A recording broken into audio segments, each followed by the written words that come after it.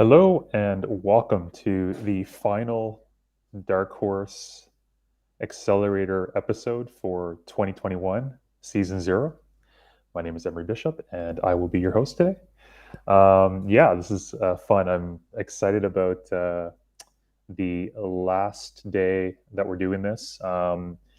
We were supposed to do this last week, and there was a little bit of a change in plans last minute. So I hope that we will have a few of the other members of the team show up, even though it is right smack in the middle of the holidays. Today is the 29th of December, and we're pretty much right at the edge of 2022.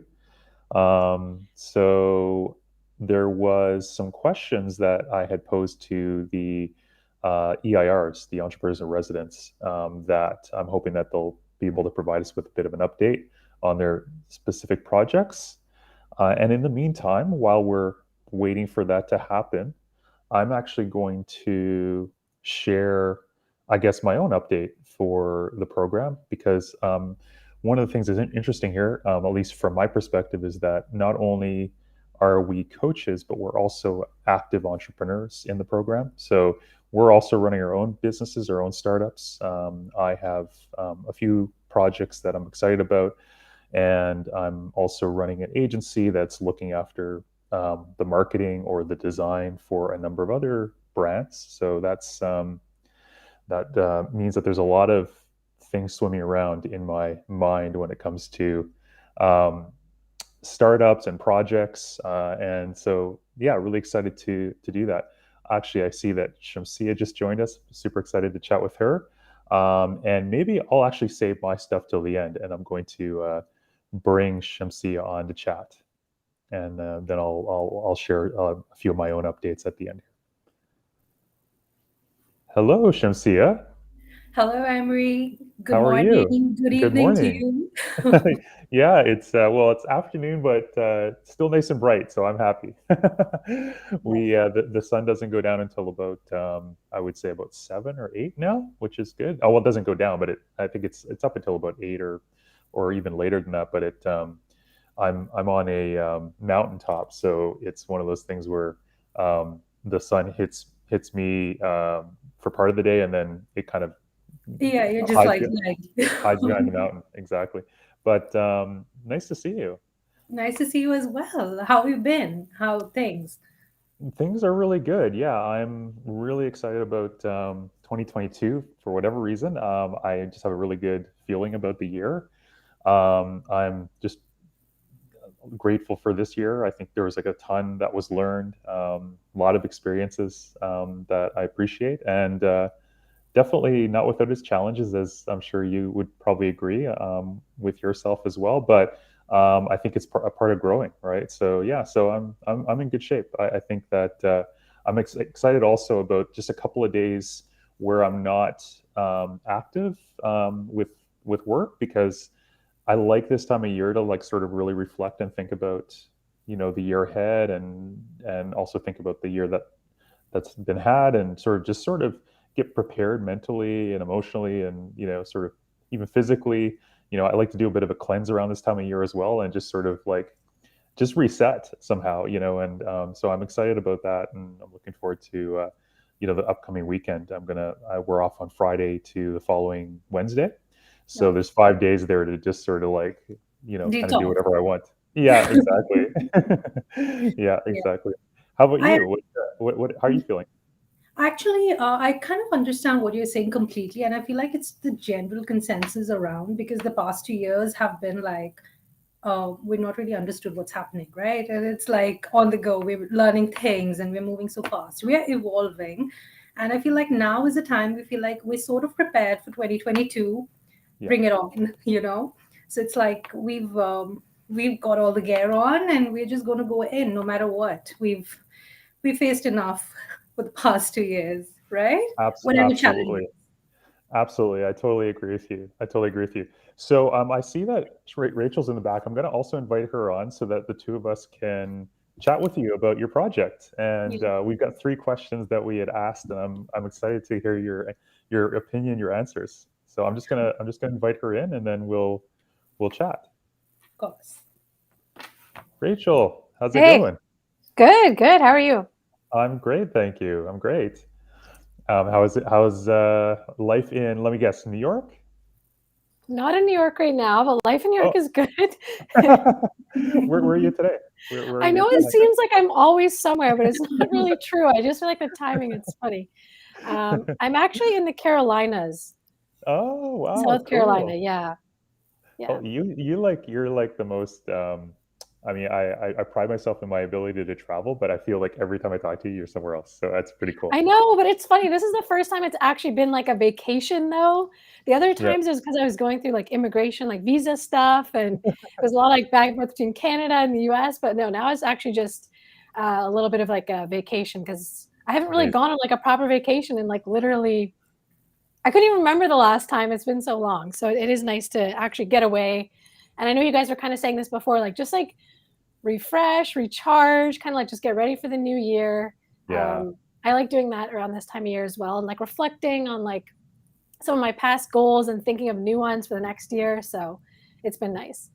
Amazing. Well, I'm looking forward to chatting with you about your project too, because it must be a little bit of a challenge to do both. Because I'm sure a little bit of your mentality is sort of thinking about some of the stuff there, but we'll save that. Quick question: how is South Carolina? What's the story there? Why did you choose that location to travel? Was it the weather or anything different? Yeah, so it's a little bit the weather. It's just like a lot warmer than New York. Mm, It's also like domestic. I know like traveling overseas right now and stuff's like a bit more like just with the challenging. COVID and stuff, it's like more difficult and all Yeah, that stuff. So we wanted to pick somewhere domestic, somewhere we'd never been, and somewhere that was somewhat warm. So we're like, oh, the nice. Carolinas. It's like same time zone and everything too. So it's like pretty easy trip. How long are you down there for? Just till January 2nd. So just like this Nice. week. Oh, Yeah. that's great. That's great. Well, Yeah. thanks so much for joining the call. I appreciate you taking some time away from the sun Yeah, to of do this. course. Awesome. So we're going to start with Shamsia, and she's going to share a little bit of her story, just in reflection. A good sort of segue for what we've been talking about. Let's talk a little bit about what we've learned as entrepreneurs. So I'd love to hear, Shamsia. I'm going to ask you the first question, which is, what's the milestone or achievement that you're most proud of over the last 6 months? And specifically as it relates to your journey since joining Darkhorse Accelerator. So, like anything that you've sort of learned over the last 6 months within that period of time. Okay. First of all, thank you for having this conversation this week because I feel like it's my head's very much in the clear space because, as you said, we all a bit relaxed and it kind of just puts you in that reflective mode and your questions just fit in right. And I feel like Awesome. I have better answers than I would have had last week.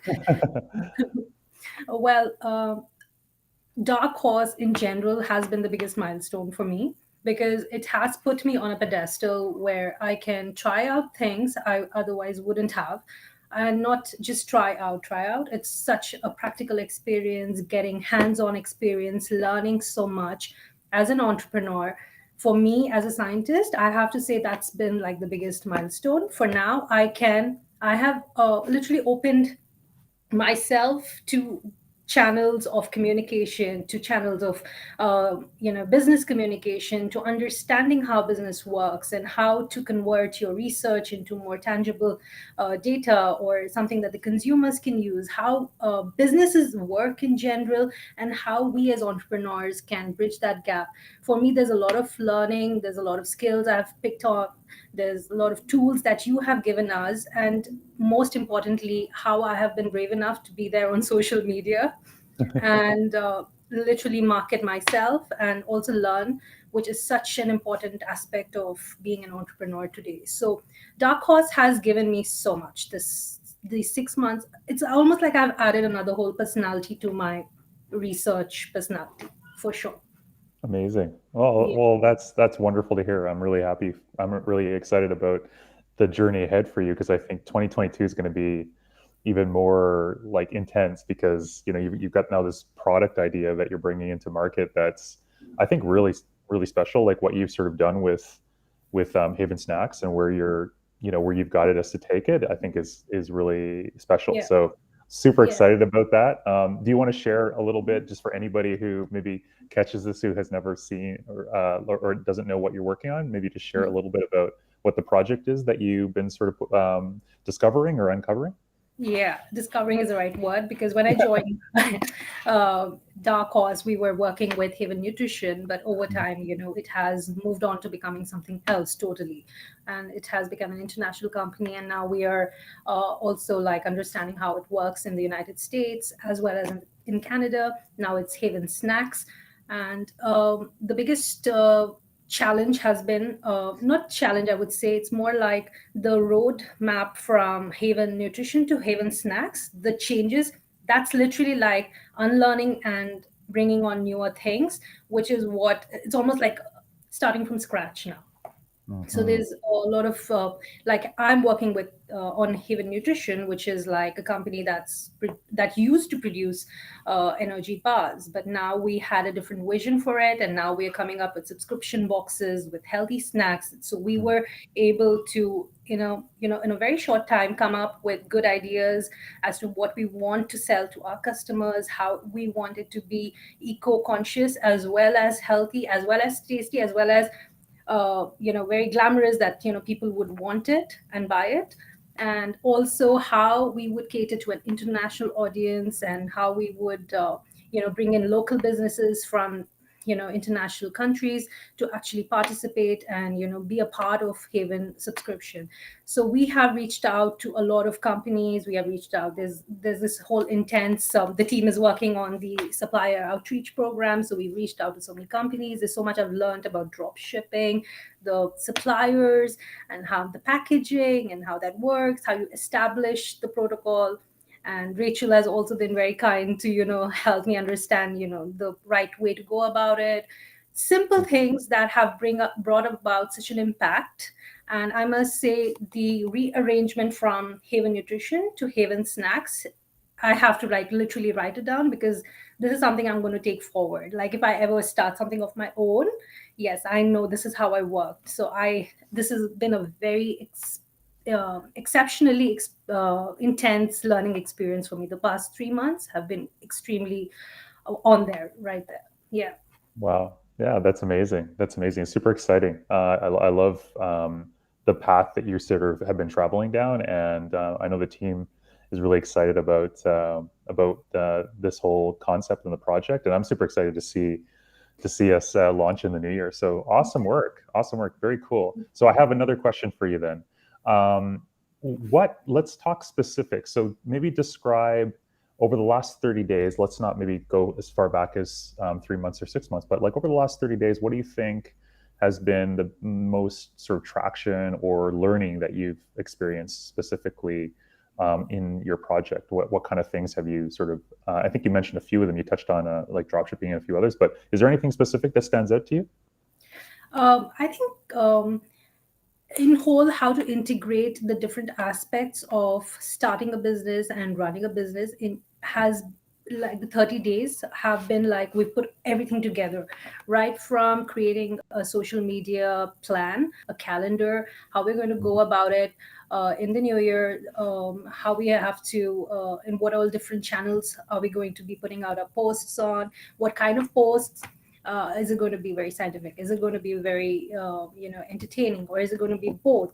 How is it going to appeal to the audience? The graphics, the website. So we have like the team. So I'm like understanding visually, yes, it might appeal to me, but now we bring in the team, and then we bring in how their skills. So yes, social media planning has been very important. I've learned about how strategic that has to be. Brand strategy is what we have literally, if we could put a name on it, yes, we have been strategizing our action plan for 2022 with social media and with the website creation, and also some kind of like animation that the team is working on, which is exciting. So that's one aspect of Haven Nutrition. The other aspect is, of course, reaching out to companies in the US, the drop shipping companies, the suppliers that are eco-conscious, that have the same vision as we do, and also have the same, also have the kind of products that we want to work with. It's not like we just go with any other company. There are a million companies out there, so we are being very picky, very responsible in choosing the right brand and the right product for Haven. So that has been a very important learning experience because it's not easy. You would Mhm. reach out to the company thinking, they would want to be a part of you, but not really. They want to vet you, they want to understand the protocol. There's a lot of back and forth communication that has to happen. I Yeah. wasn't very, it wasn't easy for me. So I had to reach out to you for a lot of help because as a scientist, they're like, okay, this is how I'm going to answer, but that's not what they want, and Mhm. I don't have prior experience. So the past 30 days, that's the communication, the back and forth with the suppliers, with the vendors, and the kind of questions that they're asking you. I'm like, okay, how are we supposed to answer this? We're not really up there. Are we supposed to like extrapolate it, or like, so Mhm. yeah. But there are ways to answer it, and that is something I've learned. Yeah, business communication is something I have learned, and I'm still learning. I feel Mhm. like there's a protocol to it, and probably reach out to people like you and Rachel and maybe read up more. That's something that's on my bucket list. Like I have to really become very attuned with business communication. It's an important tool to have. So yeah, business communication, media, and supplier outreach program is something that we've been like really. Even today morning, we were reaching out to this company, and they were like, send back a questionnaire. So we were sitting down and answering them. So yeah, that's been exciting. That's been very fascinating. And also, the third important thing is there are a lot of products out there in the market. So now Yeah. we as Haven Nutrition, we are so specific as to what we want. Mhm. And thank God we have categories. So we are going to be picking out the best products with the best ingredients. We're going to be like very conscious. So that's an effort. So I'm doing a lot of product management as at this point as well. Yeah. Yeah, that's a lot. I mean, and you're so right. There, like a lot of the things that you described, they're not really like there's no like schools necessarily for these specific answers or how you should be communicating to vendors. It's almost like you just have to kind of trial by fire. You have to learn by getting just picking up the phone or sending out an email, and then you get these questions. You're like, wait a minute, like I don't even know how to answer this. You're so right. It's funny that I think it's amazing to me, all the stuff that you learn when you start to, like they say, hit the market, but even before you actually hit your final customers, when you start to put together your partners and your team, you start to realize, oh wow, like there's so many things I didn't realize that I had to think about, and some of these questions actually make you think, like, oh, I didn't even think about that. That's something that maybe we have to do, and so it's very interesting to start putting together a new business project. Yeah, there's a lot to learn. So yeah, that's great. Okay, last question.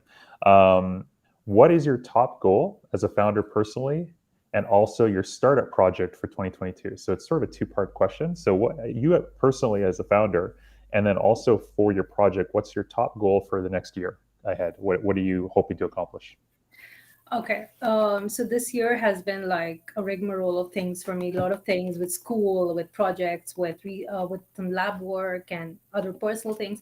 But now it's almost like everything's in place. I'm almost Mm. done with college. So now 2022 is for me the time where I take on more responsibility as a founder and also as my vision as an entrepreneur. So I think I have decided for myself, I'm not going to be dividing my mental space in a lot of different categories. I'm going to focus. So yeah, even if I'm doing a little bit of research or whatever, it has to be something that will translate into me becoming an entrepreneur later on. It's going to help me. It's not going to be like four or five different things. So definitely trying to aim a lot of focus, streamline my objectives for 2022, and also set a clear path as an entrepreneur for the project Haven. Also be a little more, not a little more, I think more dedicated, like bring in like that.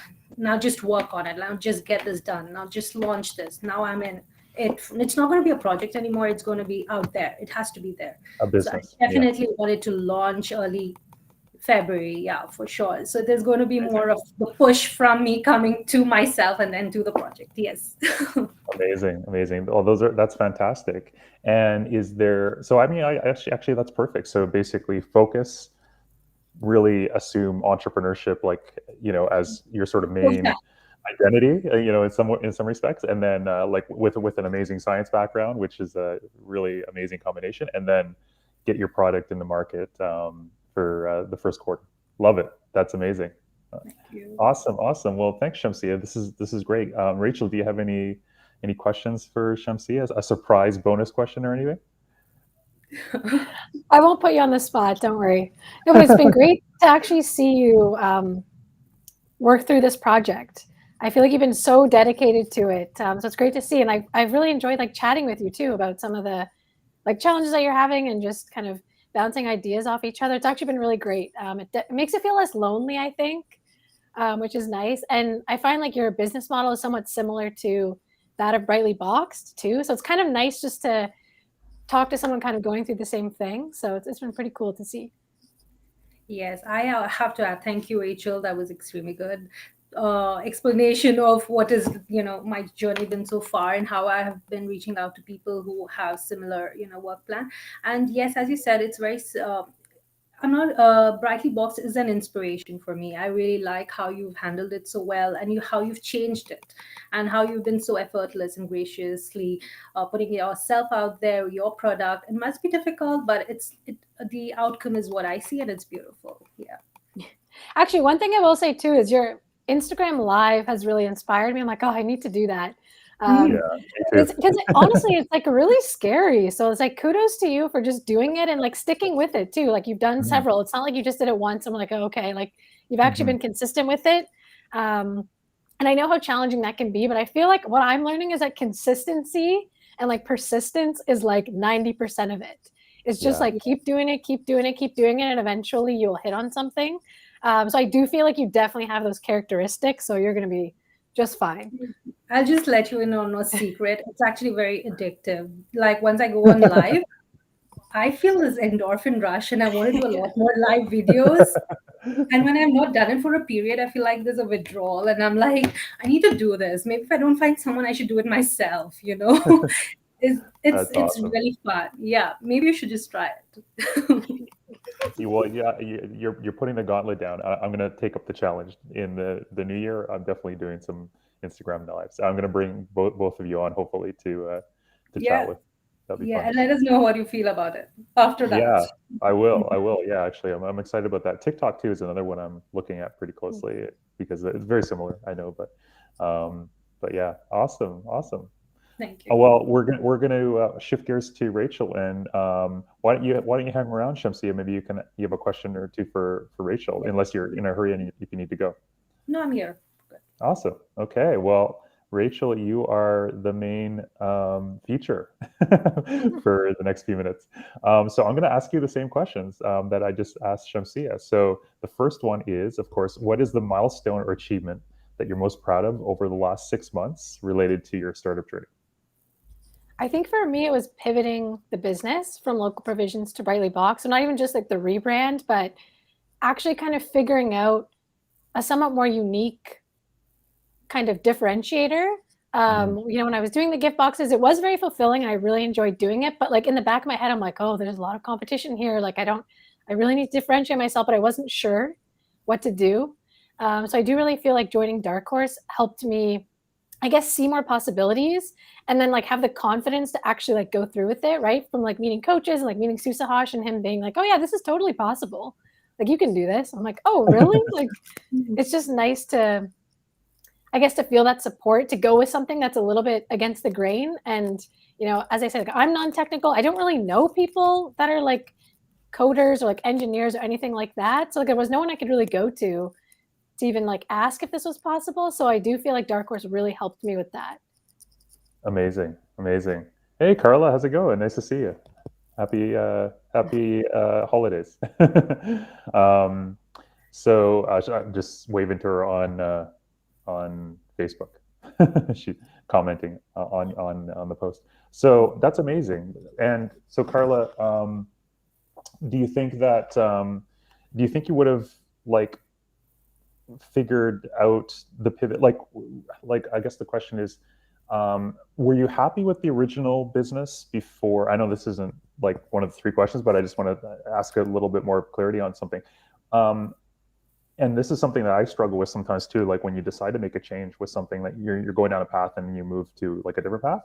So you start going down a path, and you had like a business that was starting to become very successful in its own right, and then you pivoted, which is taking a chance, sort of moving away from something that is a known to an unknown.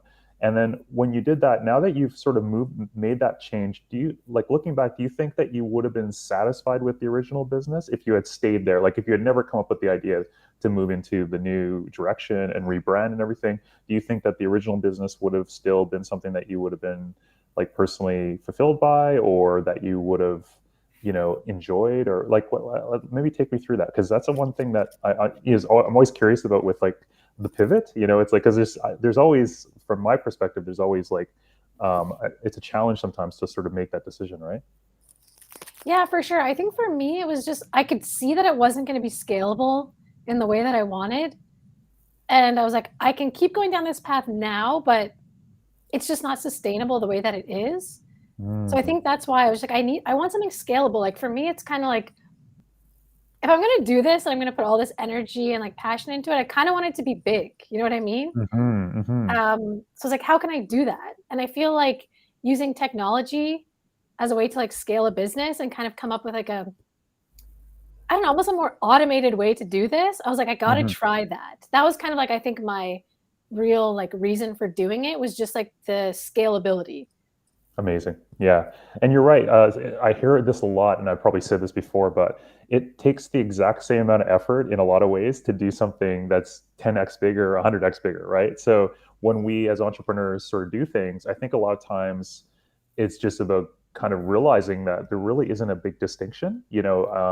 Obviously, the goal is the starting point, right? And so as soon as you say, okay, well, what's the way that I, like, just going through that mental exercise, what's the way I could take the same idea and get it in front of more people? And in fact, it's actually a really good thing. I mean, I think some people, when they hear that, they may think, well, is that like really just like a capitalist kind of thing, to be like, oh, I just want to amass more, wealth or whatever. And I don't actually think that's the case for a lot of us as entrepreneurs. I think the one thing, and of course, not taking anything away from financial successes is great, but the idea is that if you have something that you love doing, and you have something that you think is valuable to the community and to society, why wouldn't you want to have more people have an opportunity to get access to it, right? And that's the way I kind of look at it. I never used to look at it like that. I kind of think I had a bit of a hang up with that, and thought, oh, I don't want to be like, whatever, I don't want to be doing these like really extreme projects that I'm trying to like, just be massive or anything. Like, for me, that's not the point here. I'm a creator. Like, I want to do something that matters. But I'm like, well, you can do both. Like, you don't have to just, you don't have to choose. Like, for some reason in my head, I thought there was like an option here, and I'm like, no, like the option is I could just do both. Like, it could be something that, is still very principled, and things that you really believe in, and also it could help more people, hopefully, if and it's worth trying, because I think it also makes it a little bit more exciting, because you're now have like this sort of goal where you're like, oh, I want to see how many people I can impact, as opposed to just sort of like settling with, I'm just going to just do this really small lifestyle business kind of. I don't know, lifestyle is probably not the right word, but just more of like Yeah. a smaller scale business kind of thing. But it kind of was that in a way, right? It wasn't enough to really like do it as like a full-time career. Mm, And there's obviously busy periods, but no, I totally get what you're saying. And I think that's for me too. Like I have other ambitions. Like I really like supporting startups and founders and all that kind of stuff. It's like why I like things like this. It's why I like things like 1 million cups. mhm. And I realized for myself, like down the road, I would love to like help people do that, but I also need like money to be able to invest in people's startups and whatnot. So I'm like, I also kind Yep. of need to find a way to like amass enough money so I can do what I really want to do down the future too, right? Which is Mhm. ideally investing in other startups, because I think entrepreneurship is definitely a way to like create more opportunity for people and to really like take people's lives into their own hands. And I would love to support that as much as possible. So yeah, there's a bit of thinking of that too. Like obviously you got to accumulate some money to be able to do that. Absolutely. Yeah, money is just energy, right? It's really just giving you, it's giving you a number of things, but it's giving you some options, giving you more freedom to choose where you're spending your time. It's allowing you to reinvest in the projects that matter, whether they're your own projects or somebody else's. So yeah, like I definitely, that's another hang up that I used to have that I think I've gotten, over, which is just this idea of like money is, the root of all evil and that kind of thing. Like, I don't believe that. I think that it's a tool, like many other tools. I think that there's definitely Mhm. some systemic challenges with some of this infrastructure that we've sort of set up around the world. But that's also changing, right? We're in this massive sort of shift right now, and we're seeing that with Web 3.0 and the advent of blockchain and Bitcoin and crypto and all that. Like, there's so many things going on with money that I think we're not even going to recognize, sort of this whole system in a few, in a decade or two. So yeah, very exciting times. I'm like really excited about all the things that are happening around us, including in the entrepreneur space, especially. Awesome. Okay, next question. That was the long first question. Okay, this one is, describe your traction or main learnings over the last 30 days. And Shamsia, Yes. please feel free to respond to Rachel if I keep just whipping ahead. But if you have anything you want to add to anything that she's sharing, please do. Yeah, so for the last 30 days, I really tried to focus on social media because the challenge that I found was trying to get traffic to a website. It's pretty difficult, and we did look at the SEO stuff, but I know that it's something that takes a bit more time. So it's like, oh, what can I do like right now that gets people just directly to the website? So I did focus a lot on social media. I tried a couple different types of content. Like I did a couple of vendor highlights to really showcase like the actual business, like the people that own the businesses. Because I thought that was kind of important. I think people like to buy from people that they know and that they trust, that they feel a connection to. So I kind of tried that out. I did a couple like different reels to showcase the products. Yeah, I just kind of experimented with content a little bit. One thing I noticed though is like really hard to get engagement right now. And I actually saw this on TikTok, and it kind of does make sense. And I know you're in marketing, so maybe you can prove or disprove this, but because it's such a busy time of year for everyone, like any business trying to sell something, this is like the busiest time of year, that it does actually take away from, because everyone's competing for like eyeballs essentially. It's hard to get. And I kind of noticed that, and it kind of bums you out a little bit, because it's like, oh, I was working so hard on content, like putting myself out there, but I feel like engagement was lower. So that's one thing I noticed, but I was like, okay, that makes sense. But one thing I did notice that gave me like a bump in followers was actually a business that we'd worked with for a while, like over the last year or so. They were doing a contest, and they asked if we wanted to contribute something to the contest. And it was on Instagram, and part of the like entry requirements where you had to like follow all the businesses involved in the contest. So I actually noticed a really big spike in followers. Once again, it's not like a foolproof way, because if it's not your audience, they down the road might unfollow you. But it was nice to see. So that is something that does work to get followers, because before it was just like really flat. I found like we weren't really getting any new people, even though I was putting out posts quite often. So I don't know. That was just like an interesting like learning and a little bit of an experiment, I guess. Well, yeah, and I think you're right. I think with social media, what we've sort of seen with our agency and so on, we also manage some social media accounts, and we work with clients and so on that are playing the game. And I think that the one thing I've noticed is that there it definitely is a long game too. I mean, like we talk about SEO as being like a long game, but I actually think social media is too. We just don't like to really admit it to ourselves, but it is really like sort of a long play. It's like the sort of joke, the 10 years to overnight success. All of a sudden you're blowing up, and everybody's like, oh wow, like how do I do that? And it's like, well, you should have started 10 years ago when this person did, kind of. But I mean, there's definitely ways to shortcut it, and you can pay for traffic, and you can collaborate. I think the best hack that not hack, but I'm using hack not in a negative, but more in a sort of just sort of a good strategy, is that you team up with other companies and other brands, right? Ideally, brands that are bigger than you, or have at least a complementary audience or another audience that you aren't tapped into entirely. So that is, that's exactly what you just described there. So I think more of that, and I think the posts are sort of a necessary, like just kind of doing posts and creating content, and then there's certain posts that obviously way outperform others, and you might get lucky, and some things become much more sticky. But like live stream, a great example we were talking about earlier. I think that's a much stickier sort of type of post. It's going to get promoted a lot more aggressively by the platforms. It's more interesting. It's live. It's like it's more. There's advantages there.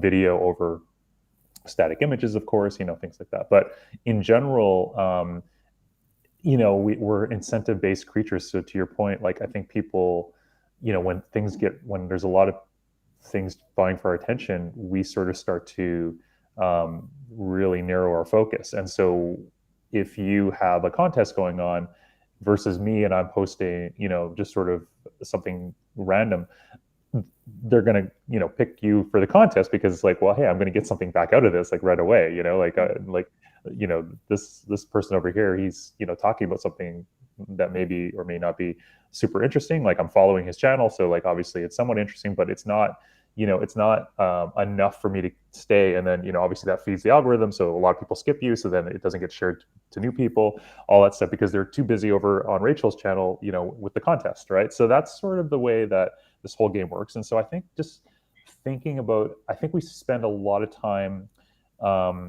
doing the tactics, but the strategies are also like so important. And in fact, you can do like one really good strategy and it can make up for a lot of time with tactics. Last thing I'll say, and then Shamsi, I'll let you share your ideas, is because it's just sort of a segue to this, is I've heard this sort of idea with entrepreneurs that, and I forget who, I want to say it's Tyler Perry, I think, was the person who put it in a book that I read a while ago. But anyway, he talked about basically there's, you divide your time into proportions. So you have your $10 an hour activity, you've got your $100 an hour activity, you've got your $1,000 an hour activity, and you've got your $10,000 an hour activity.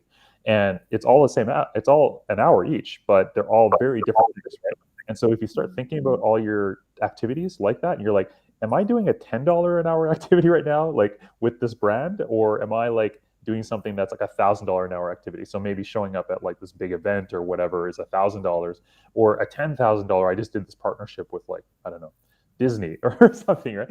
And so like it still took me an hour, like, or however many hours, but they're going to have different impact to my life or my business. And so I think I've been thinking a lot about that with different projects. And it's like, is it like, where do I put this? And some things, you have to do you try to get away from all the $10 things as much as possible and delegate them, is the theory. But start to go up up the ladder as quickly as possible. Yeah. So anyway, that's a long ramble, but I totally agree. Shamsia, sorry, please go. Yeah, since we were talking about the challenges of social media, and I completely understand what Rachel is saying. And there's something I've noticed, that if you have someone who's got a lot more followers than you, they would readily do a shout out, for you or your product or your company. But I feel like reaching out to them for a shout out is so difficult for me. Like, I don't want to tell them, please, could you just promote my name? Or, do you feel the same way, Rachel? Because is that really for me, it's concerning. I haven't really been able to reach out. Can you just promote my page? I don't feel it's legal enough. Do you feel the same way? Yeah, I would say like, so people have asked me to do that, actually. Accounts, like smaller accounts, like we're not even a big account, right? So I think people do that. They're like, okay, well, I only have like 300 followers. You have like 1,000. So you're not much bigger. So it's not like too far of a jump. But I think I personally, if some random account asks, oh, can you just promote my product? Like I don't feel very good about that. Yeah. It's like, I don't actually know you. I don't even know you. I don't even know what your product is. Like, why would I just like shout you out? Like, right? Because like, I think the thing too is you have to think like people want to represent their own brand as well. Mm-hmm. So it's like, if your brand isn't aligned with theirs, there's really no incentive for them to do it. Mm-hmm. So I almost feel like you need to create like a more of a relationship first, which I know you have been doing because you do repost other people's stuff, which is a good first place to start, because that's what it is. It's a lot of like giving up stuff for free first, then you ask for something, right? Like you have to like reciprocate like more at the beginning, and then they're more likely to kind of return the favor. So I would say if you just keep tagging people in posts and like in a meaningful way too, like you'll share something and you'll say, hey, like, I don't know exactly, I don't want to quote you word for word or whatever, but it's like, oh, I read this really great thing about this, like check it out.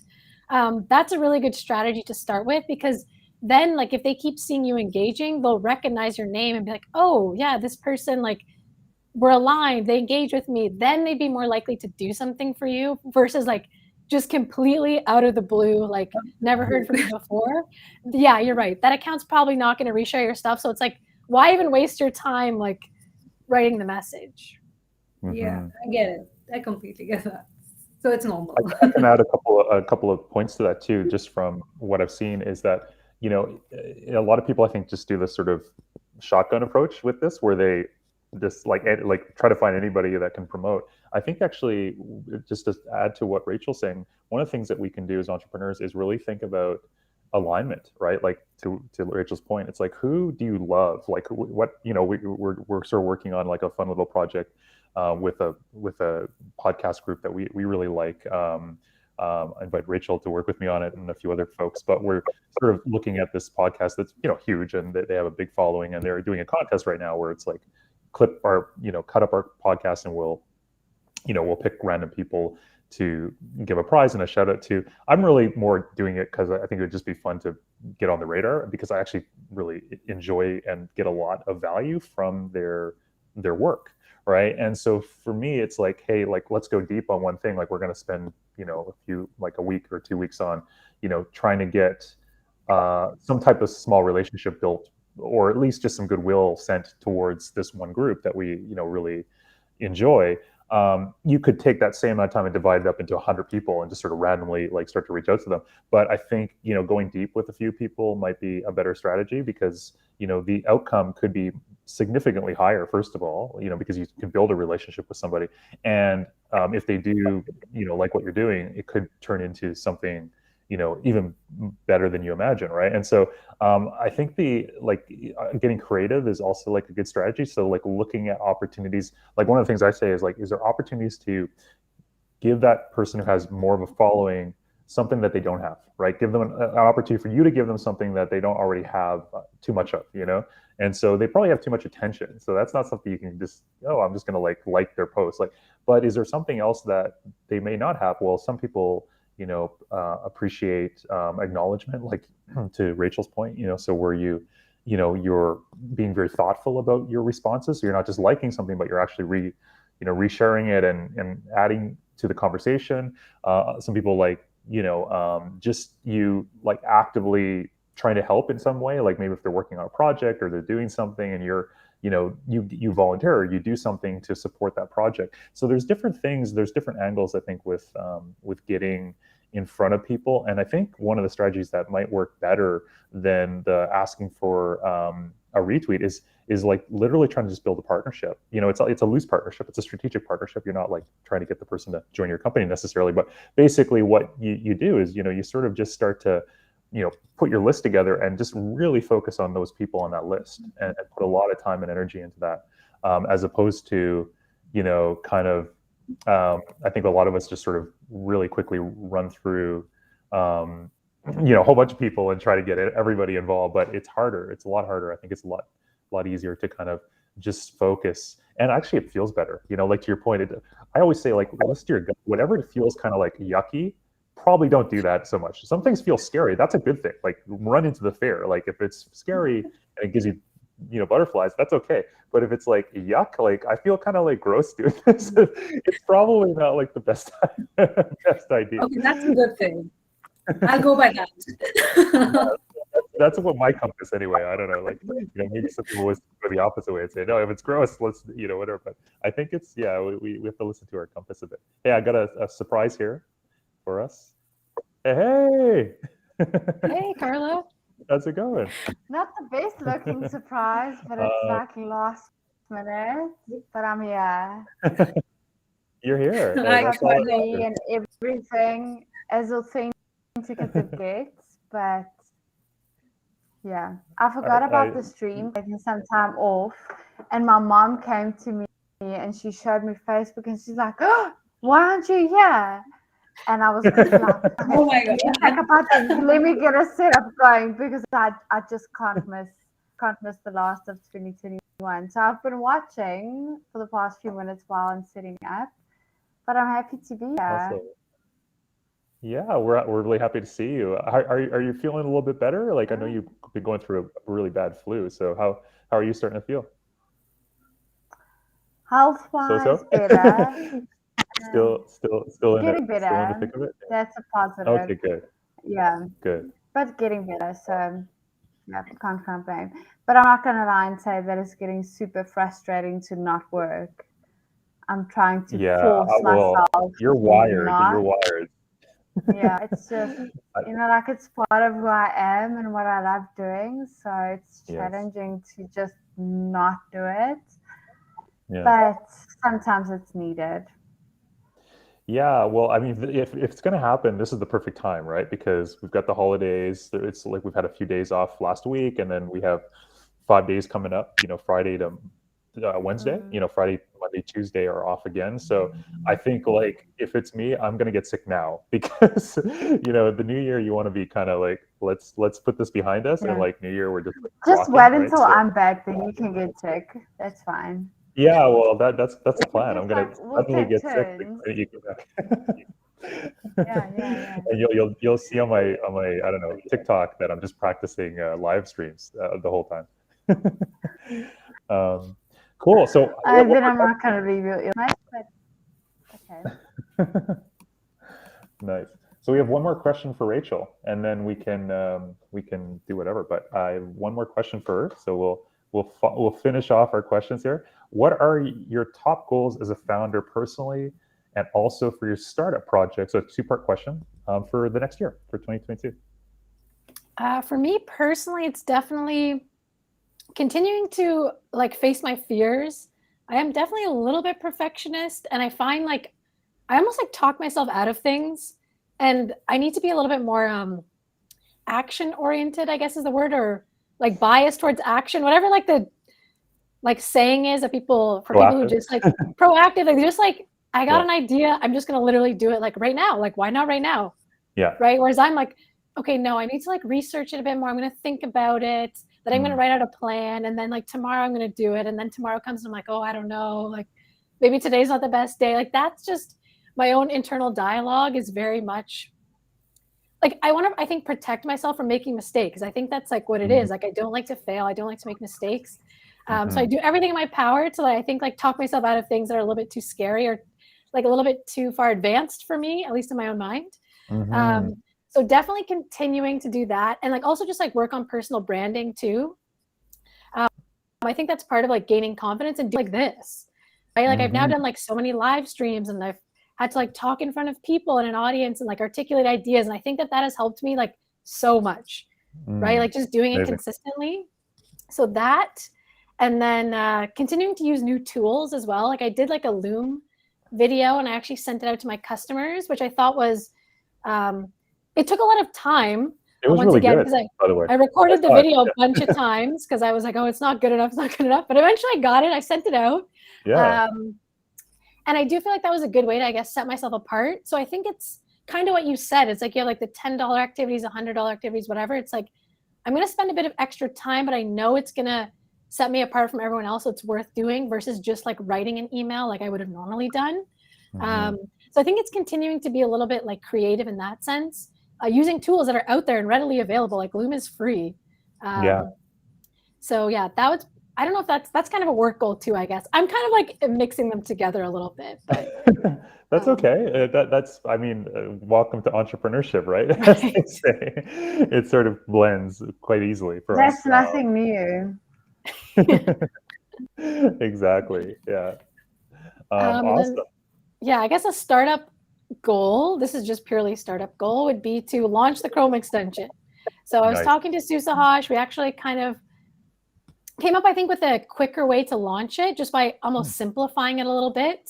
We're actually going to focus more on just like the gift reminder component and do the sales part, like integrate the products later and try and just get signups, because I do think that like ultimately like having the reminder and a way to like keep track of everyone you need to buy gifts for and like their addresses and stuff like that is beneficial. Like, unfortunately, it's not really like easy to monetize because it would need to be free. I would never charge someone for that, but it is a way to at least get a bit of traction and maybe get some feedback about the idea and see what people like or don't like about it, versus trying to like integrate the payment platform and stuff. It's just like, it's taking a bit too long, I think. So hopefully this simpler idea can get launched by like the end of next month. So that would be like definitely my goal. That's awesome. Bias for speed. It's funny. So I'm listening to another podcast that I was introduced to from the previous one, My First Millions. There's another one by one of the guys that's a producer. His name's Ben. forget his last name, but he has a podcast called it's a pretty controversial name probably, but it's called How to Take Over the World. And but it's amazing. It's such an awesome podcast, and he talks about like he just sort of spotlights all of these massive warlords and generals of the past and inventors and like just different people that we've all heard of, like the Thomas Edisons and even more recent times like Steve Jobs, and he showcases like Napoleon and Alexander the Great and Philip, his father, and all of these people that are larger than life, and he basically distills down what he's learned from reading multiple sort of biographies of them, and he does like an hour-long sort of podcast, and you learn about this incredible person. So like one of the things he's doing is he's looking at patterns. And so one of the patterns he's looking at is like, what's making all these people great? Like they're we're always trying to find like, what's the common denominator here? And he's got a couple like rules around it. Like, what some of them are really interesting that you wouldn't expect. Like diet is kind of interesting one. Like none of them eat very much, which is kind of a weird one. But he has this other one, which is that, and the reason why he thinks that may be the case for a lot of them is that they're just too busy working on their stuff all the time to even think about food. So they're like hardly eating because they just forget, and then the other idea is that they're working so fast that they, basically try to find efficiencies. And one of the efficiencies is, well, I don't need to eat as much because I'm going to have more energy, with fasting and different things. So there's different theories there. But the one that is really interesting is speed, so the common denominator with everybody is they accomplish, like they're all prolific. They accomplish like a ton of stuff in a very short amount of time, like way more than the average human being does, right? And so that's something that he's like, hey, if you want to just be successful, one of the hacks is just try to do more, like move faster, try to get things done more efficiently. Now, it's not always about speed with dysfunction, because some things take time to build, and mastercraft and all that stuff. But even with those things, there's sometimes like patterns to increase your learning curve, like speed up your learning curve, or give yourself a more aggressive timeline to do certain things that that you could do faster, but you're just kind of taking your time on, right? So that's interesting that you're saying that. You're like, hey, look, this is taking too long. What's a way? That's exactly like one of these guys would be, or girls would say, hey, what's a way to kind of like, my goal is to get this thing to here, but right now it's taking too long to get it here, so I'm just going to like break it down into smaller pieces. And that's another common thing that these guys do a lot of. I think Napoleon was famous for that. He always broke things down into smaller pieces. So he wasn't like, I'm gonna like launch, I'm gonna build this fort. He was like, okay, this week we're gonna do this week we're gonna do this. And so it was like these small attainable sprints essentially that he does, and before you know it, he's built the fort faster than the average person can, right? Because he's sort of breaking them down into like really attainable micro goals. So yeah, so I think you're on the right path. you're following in the footsteps of greatness. Yeah, I have to start listening to that podcast. I feel like that could be valuable. Yeah, it's a great one. Yeah. Yeah, I'm Could you send the link or the name here? What's that? Could you send the link or the name here again, because I really want to sure, listen yeah. to it. I'll put it actually in I'll put it right in the notes for you. Here you go. For anybody else who wants it too. It's I have to be honest, when you started explaining it, I was like, I don't think I agree with this. I would personally rather take longer to do something and do it proper than rushing something and being like, oh, I did this in 6 months instead of 3 years. Podcast does make sense. Like some things we tend to take 6 months where it could have been a month to do it. So just setting really realistic and you're so timelines. Right. Yeah. So then I started agreeing, and that's why I want to listen to it. Yeah, and you know what? I agree with you, Carla, because I think for me as well, I pride myself in sort of trying to do something right, do it well, right? And to me, it doesn't feel right if I'm just sort of rushing through and half-assing something.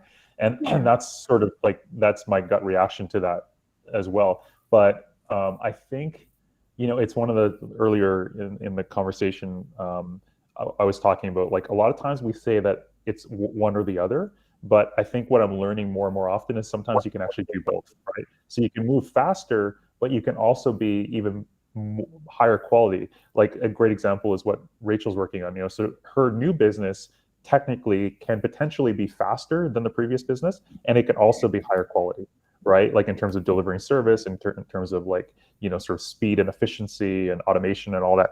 And I think there's a lot of that opportunity now. And in the past, I think we sort of always thought there was like one or the other. Like you got to pick, like they always say the three things, like quality, speed, or service. Like pick one of the two of the three. You never get all three. But actually, You we're can starting have them all. You can, yeah. It's starting to happen. We're starting to see. I mean, look at a lot of like the technology things that we all take for granted now. I mean, the Zoom or Restream, like this tool. I mean, this stuff is amazing. Like we're taking it for granted now because we're so used to it, but it's crazy. Like all the innovation that we're kind of experiencing, just sort of like, oh, by the way, my cars drive themselves now. Okay, well, it's like nothing surprises us. Yeah, it's like, okay, well, oh, by the way, my mom teleported to my office this morning, like for the first time. It's like, well, okay, it's like nothing matters. Like there's nothing that shocks us anymore. It's all just crazy. It's crazy. But when it comes to speed and stuff, I think it all still comes down to balance. Yeah. Some things will naturally take longer than others, but I do agree with acknowledging certain steps or pieces of your business that shouldn't have to take as long as it does. So in general, it's just balance. That's how I understand it, and not deciding like, oh, to get my business from A to Z, it's going to take 6 years, because that's not true and it's not realistic, because you can take it from A to G in 6 months. Yeah. Well, it's like this whole thing that's about how like, I understand it. Yeah, no, you're so right. It's like this idea of launching, and you take, like a lot of entrepreneurs may take a year to launch something, but the question you could say is, could you have launched a simpler version earlier and then still get to where you're going, but with a lot more learning, with a lot, and maybe even more capital, to kind of reinvest in the ultimate vision, right? So yeah, it's not like it's one of those sort of sayings though that there's a lot of context that you have to factor in, to your point. Like it's not like just do everything faster. Like that's not what we're saying. If you're listening at home, that's not what we're saying. You're not. It's just for certain things. Yeah, I think it's just about, well, for me, like I was talking about this earlier, strategy, right? Like it's about thinking through the strategy first and going, is this strategy going to get me the result that I want more efficiently, or was the previous way I was doing it fine?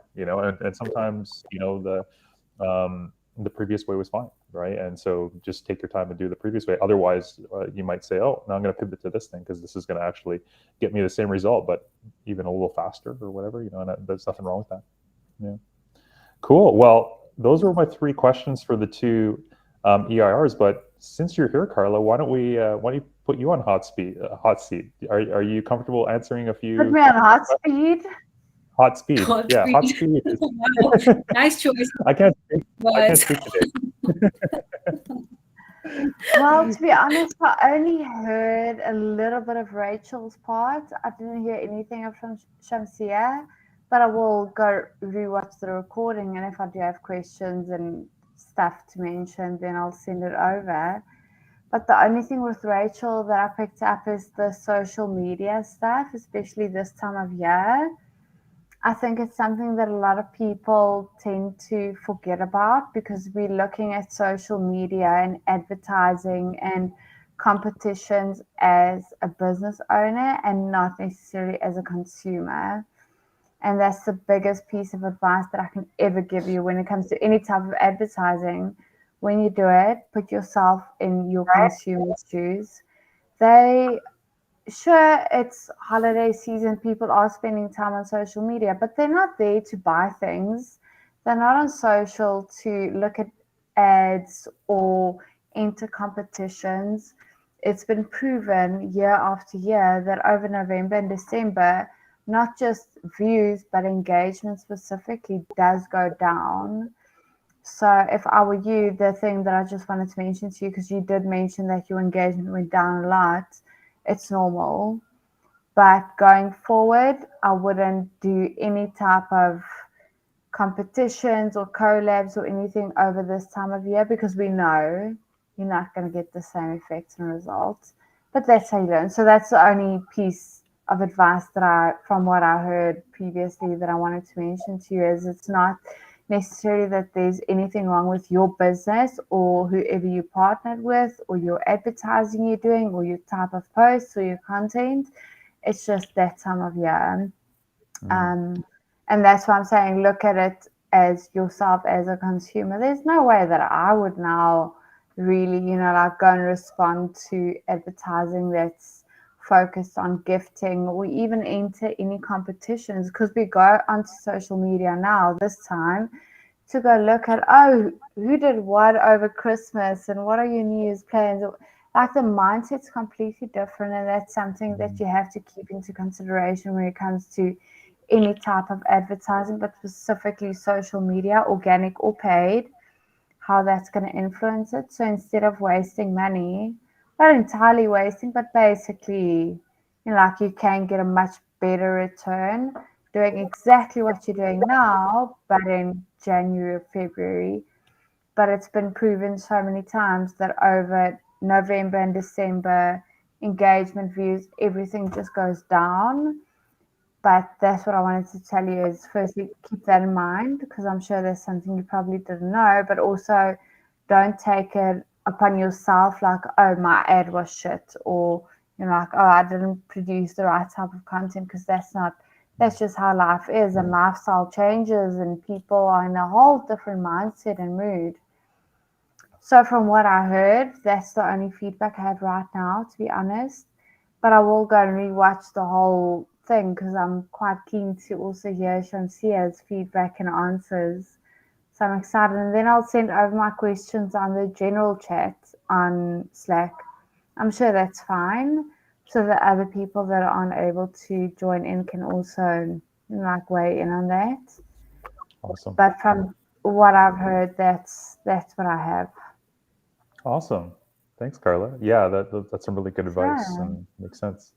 I think Chandrika said that she feels bad she couldn't make it today because she was looking forward to joining us, but she's got some work commitments that she couldn't get around. So that I think she'll appreciate the extra questions in the Slack channel as well. Awesome. Yeah, that's well, good. That's cool. Anybody have any parting words for the new year, or into the new year, for the previous year, for the current year? anything left to say as we head out? I wouldn't mind just saying thank you. I feel like this has been a really great experience. So I really appreciate you guys doing this, and honestly helping us through this and making it feel less lonely. At least that's how I feel personally. It's been really nice to just know that people are in my corner, and I've had like similar experiences, because you guys are obviously way ahead of us EIRs in your entrepreneurial journey. So I really do appreciate it. Oh, thank you. Yeah. Thank you so much, Rachel. Yeah, I appreciate that. I completely agree with Rachel. I mean, this is like an amazing experience. Much we learn every day, and even today, there's a lot of things that I have written down in my mind: scalability, brand strategy, improv. All of these things that I'm going to look into. Hear the podcast that you mentioned, and my only advice to myself is just going back to the podcast that you mentioned. For me, biggest challenge this year has been a lot of diversified myself. I want to just align it a lot more, keep the focus. I think that also feeds into what Rachel was talking about, or even you were saying, brand strategy. If I want to accomplish something, to decide how I want to go about it, like maybe like research, but entrepreneurship, and not like 10 different things at the same time, so that I can share effectively. And my advice to myself, and maybe to everyone here, is just live 2022 the way it has to be lived, like completely own it, mistakes and all. Awesome. Out there. Love it. Yeah, that's some great advice. That's the best advice of the session for sure. Amazing. Well, look, we're not going anywhere. So Darkhorse Accelerator is going to be around next year. We're going to be relaunching with a a new cohort, but we're going to be inviting back some of our favorites, including Rachel and Shamsia and Chandrika are going to be hopefully continuing the journey with us. And we're going to be relaunching in February. Yeah. So thank you for, thank you both for an amazing experience. It's been so much fun. I feel like I've met some like lifelong friends now, you know, through both of you. And I'm super excited about the path ahead for all of us. Yes. Me too. Yeah. Thank you, Emery. Take care of yourself, Carla. Yeah. I Thanks so will. much. I do. Yeah. Feel Can better. I add my piece of advice? Yes. I don't know why I'm being excluded. I think you're fucking rude. But that's what we used to. Before I add what I want to, Shamsia, you specifically, and I don't think you notice it, but I'll mention it so you're aware of it, is the one thing that I picked up on what you were mentioning about the next year and what you want to achieve. Agreed with it all, but just at the end of the day, make sure that you as a person, you're happy and you enjoy it. Because if you don't like it, it doesn't matter how many business plans and bullseyes and whatever, you can do all of that. But if you as a person do not feel fulfilled and happy and content with what you're doing, it's not going to work out. So I always just tell people, make that your first priority, because if you truly love what you're doing, the rest will not come naturally, but almost, and it won't feel like work and effort. And that's something that I don't want for anyone is, you know, like some days are going to be shitty. I'm not going to lie about that. But as long as you love what you're doing, it won't feel like that much work and effort, and you're actually going to enjoy what you're doing. So that's my piece of advice to you specifically, Shamsia. But both of you, I'm just so proud and happy. A while ago, someone asked me a question on TikTok that I still haven't been able to answer. And they asked me, like, what was the one moment in 2021 that made you feel on top of your game as a business owner? And I know exactly what it is. And I know that it 100% comes back to Darkhorse. But I haven't been able to answer it without completely losing any sense of control over my emotions. But I just want to say I'm really proud of both of you, and I'm excited for the new year, and I'm excited for your businesses and to see where it goes, not just your business, but you as a person. So well done, and thank you.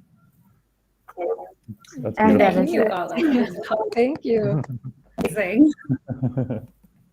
Amazing. What a way to end the session and to start the new year and end the year. Amazing. Awesome. Well, have an awesome time, everybody, and yeah, just be well, enjoy family, and lots of love. Bye. Same to everyone else. Bye. Thanks.